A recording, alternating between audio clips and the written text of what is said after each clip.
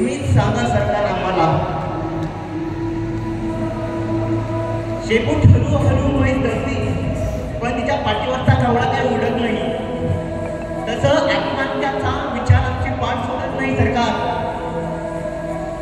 तुमच्या लायलेवेला हात जोडितो. उजड्यासारख्या उभ्या आहेत सरकार आणि बुजवण्यासारखं उभं आहे तुझं सरकार.